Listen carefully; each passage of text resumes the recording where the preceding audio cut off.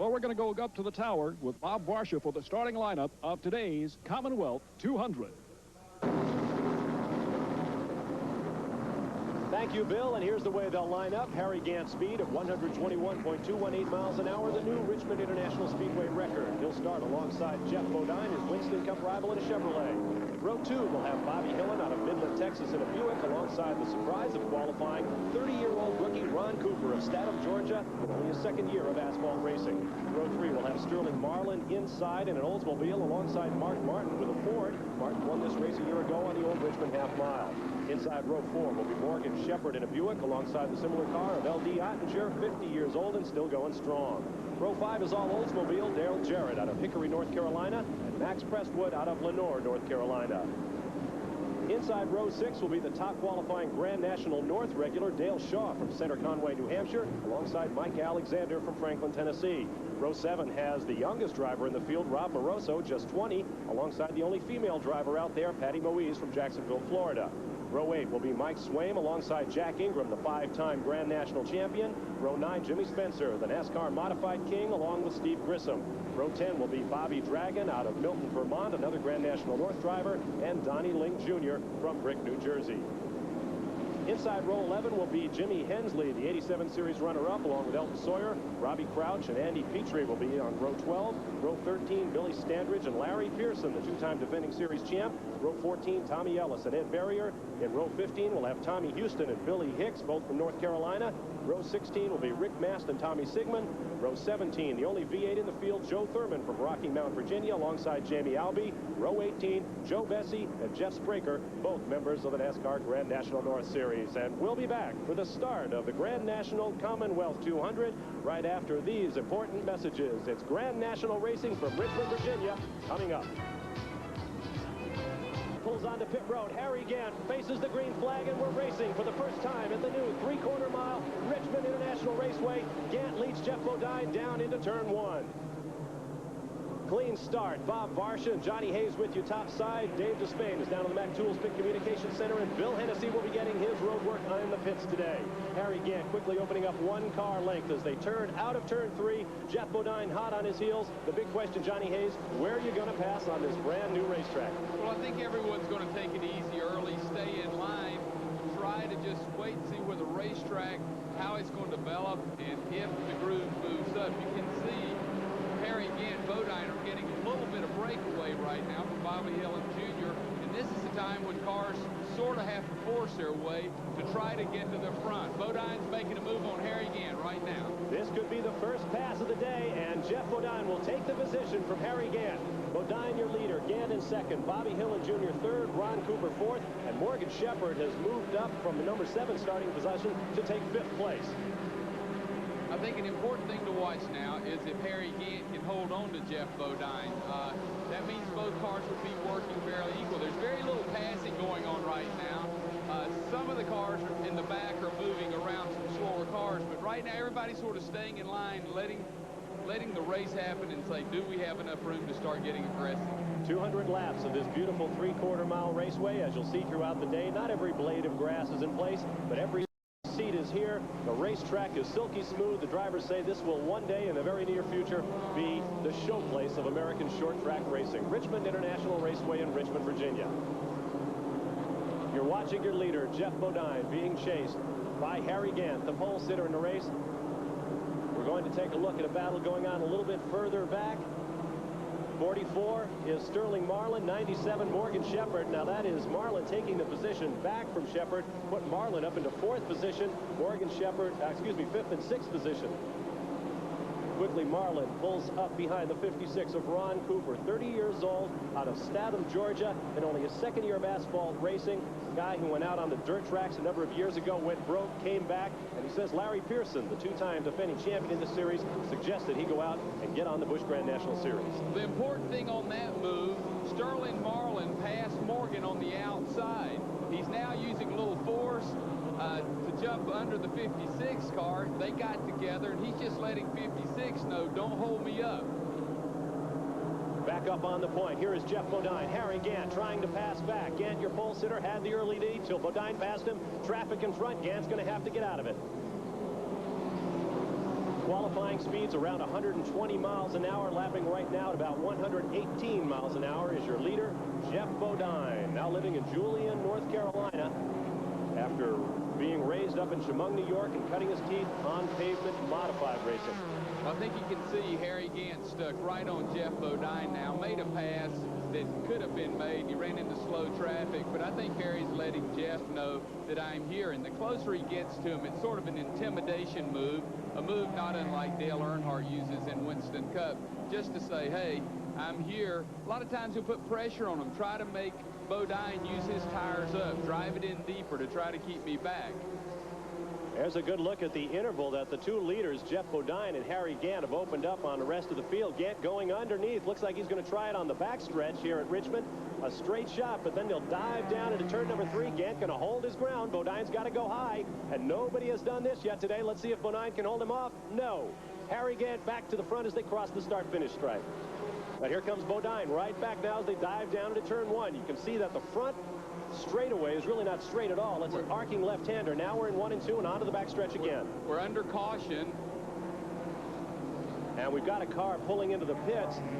Nothing terribly traumatic. The number 4 car of Andy Petrie looks like he's hit the wall. And I know you feel badly about that, John. Well, Andy Petrie's the crew chief on Phil Parsons' Winston Cup card. He was really looking forward to this break, and I told him he'd probably hit the wall, and he has. You can see the damage along the right-hand side of that car. Andy Petrie with a couple of Busch Grand National starts earlier this year. Elsewhere, making his debut at Richmond International Raceway along with the rest of the entire field. No word yet as to whether that is going to be terminal for the 29-year-old Andy Petrie. We'll be back for more Busch Grand National Racing from the new 3/4 mile Richmond International Raceway after these important messages.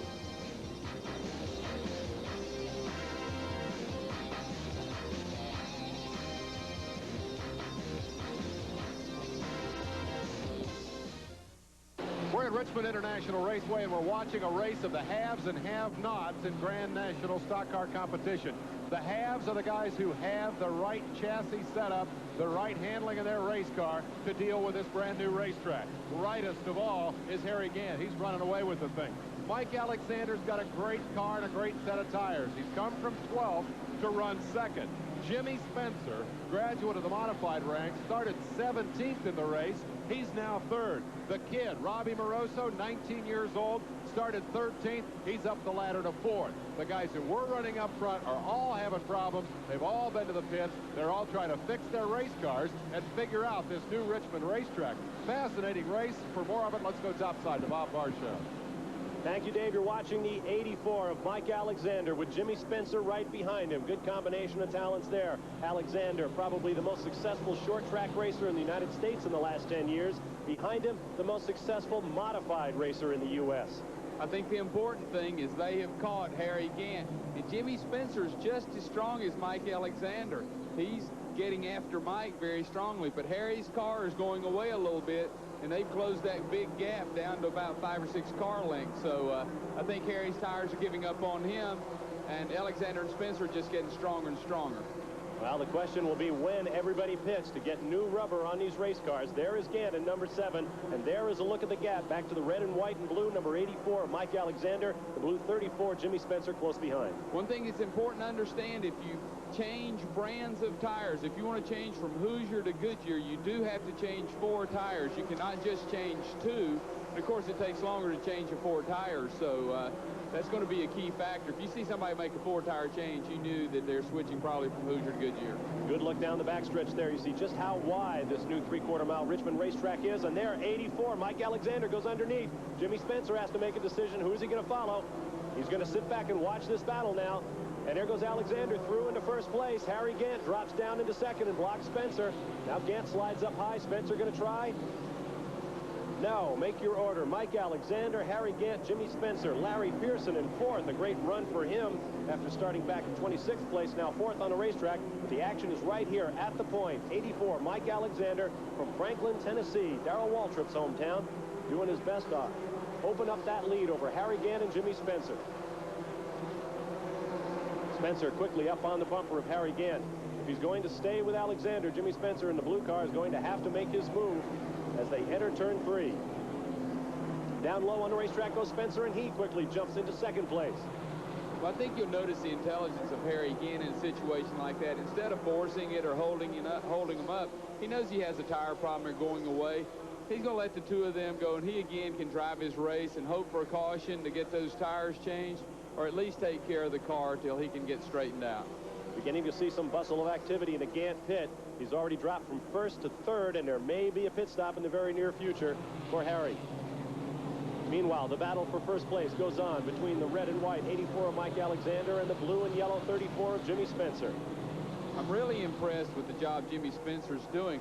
Mike Alexander, as you know, drives Winston Cup regularly now, relieving for Bobby Allison. Has gained a lot of experience. He's used to driving heavier race cars now.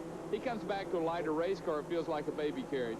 Jimmy Spencer, he's driving his heart out and giving Mike all he wants, and all I hear is positive stuff about Jimmy Spencer. He's an aggressive, tough, smart race car driver, and I'm really impressed with what I see. Mike Alexander about 600 pounds lighter than his Winston Cup car. Jimmy Spencer about 600 pounds heavier than his modified car. Let's go down to pit road now and Bill Hennessy. The tires that came off of the Jeff Bodine car, he's now changed all four of them. As you can well tell, this is what a tire looks like when it starts to blister. The tread is actually starting to come off of the tire as it deteriorates. Let's take a look at this tire where they're actually developing a bubble on the tread surface right there, and that thing could explode and pop and send this driver right into a wall. It's very treacherous out there with the tires that they're running at the present time. You're going to see a lot of changes with the drivers who are on Hoosiers. We're seeing smoke now, I understand, out of the 84 car of Mike Alexander, and that would be a tough break for him, Johnny. Well, that's tire smoke. His tires are giving up. He's coming down pit road right now, but that was tire smoke. Which means his tires are at their life's end. Mike Alexander from Franklin, Tennessee. Let's see how quickly he makes this stop. You've got to make him quickly. The field will pass in about 22 seconds. I doubt that he's going to be able to get four tires on that quickly, but he's got to take on four. To give you an idea of the action we're seeing, Mike Alexander here, as we time his pit stop, was actually 12th when we started this race. Your second place car of Jimmy Spencer, who now moves up to first, started 17th. Larry Pearson, now in second position, started 26th. Tommy Ellis started 27th. And here is a great battle as Pearson in number 21 goes underneath Jimmy Spencer, the modified champion. Larry Pearson, the two-time Busch Grand National late model sportsman champion. First year he took it, everybody said, because the five-time champion Jack Ingram suffered through a suspension and missed 3 races. The next year said, Larry Pearson, I want to win this thing on my own. I don't want anybody to think that I wasn't up to winning it standing on my own 2 feet, and he did just that, set an earnings record of some $256,000. This year, it's become almost a patented start that Larry Pearson starts out, goes into a little bit of a slump, and then comes back strong, and he is doing that right now. From 26th starting position, Larry Pearson is now your leader. The number 84 car, Mike Alexander, is smoking. It looks like rear end smoke now. It was not tire smoke, but you can see it light up at times. That means he probably has a rear end going away on his car. 84 is Mike Alexander. Nevertheless, he's going to try to take a lap back from number 99, Tommy Ellis, running in third position. But at this point, it may just be a matter of time. And those are first and second in the point standing. So this is a critical event, and I think they just put the black flag. The 84, Mike Alexander just got the black flag. That means he does have to come down pit road. And I think with the smoke coming out, he's probably throwing oil on the racetrack and getting on the windshields of other cars. So they're going to make him come down and look at it. And guys, that makes that pass we just saw, even though it was an unlapping pass for 84 Alexander, that is a critical element there, because we saw again the two guys battling for the championship, as Ellis lost the spot on the racetrack to Alexander, but Alexander will now lose laps for the consultation. That's going to be a big blow to his championship hopes, because all the guys that are in the thick of that title fight have come from deep in the pack to run up front now, except Alexander, who's got to go back to the fifth. Big setback here. And the reason Alexander stayed out that extra lap, he was hoping a caution would come out and he could do it under caution, but now he has to come and stop and let the people look. A NASCAR official will be there to see what is the problem. They're going under the hood, and it could be something under the hood that's dropping fluid on the headers and the smoke coming out underneath, making it look like a rear end. But you can see the official is there looking at the car and will not let the car go out until he's satisfied it's been corrected. There you see NASCAR official for the Busch Grand National Series looking in. as they work feverishly on Mike Alexander's car, and the laps continue to trickle away here at Richmond International Raceway. And so Harry Gant continues to circulate, but he is well back in the standings right now, shown in 10th position on the racetrack. Meanwhile, your leader remains the number 21 car of Larry Pearson, son of the three-time Winston Cup champ David Pearson. And right now the question is, when and if will Larry Pearson have to make a green flag pit stop to get 4 tires on that Chevrolet? Well, he'll stay out there as long as the gas will hold him and he can keep these people down. He has a good lead over several cars, and to stay out as long as you can and milk it as far as you can, because he'll get new tires. He'll have that much fresh rubber on to finish with, so it'll give him a stronger finishing situation. He drives a lot like his father. I don't know if you noticed that. He was back there sort of, and then all of a sudden he's here, and he's learning from Daddy, I think. Here's Jimmy Spencer on pit road. Now, Spencer is your second-place car, and they've gone to the left side. A left-side tire change on Spencer. Johnny Hayes, a little unusual there. Yes, it seems like everyone else has been going with the right side, so maybe the way his car's handling, he's tougher on the left side tires. Most people have been putting more pressure on the right side, so his car may be a little tight, and it feels like he's using the left side more than the right. I think we might want to elaborate just a little on this tire situation. We mentioned at the top of the show, Hoosier has not won a short track race in Grand National Racing this year. The reason they qualified so well in Richmond, to perhaps oversimplify just a little bit, they came with a softer tire. A soft tire will grab hold of the racetrack. It just creates more traction, and that enabled them to run much, much faster here, and the first 11 guys all qualified on them. But the harder tire, the Goodyear, will last longer. That soft rubber of the Hoosiers just gets eaten up by the heat, and as the rubber goes away, the tires go away, and the handling goes away. And as we've seen, the Hoosier guys have had to go to the pits. The Goodyear guys have been able to stay out there, as has number 21 Larry Pearson, to build the lead in the race. The guy who just passed him, Sterling Marlin, is a Hoosier driver who had been in the pits and got laps down. Excuse me, Dave, we got a big crash down there in turn 1. The car facing you, number 11, is Jack Ingram. The number 76 is Billy Hicks, and we also have a car up against the wall. It's Tommy Houston, who was already involved in one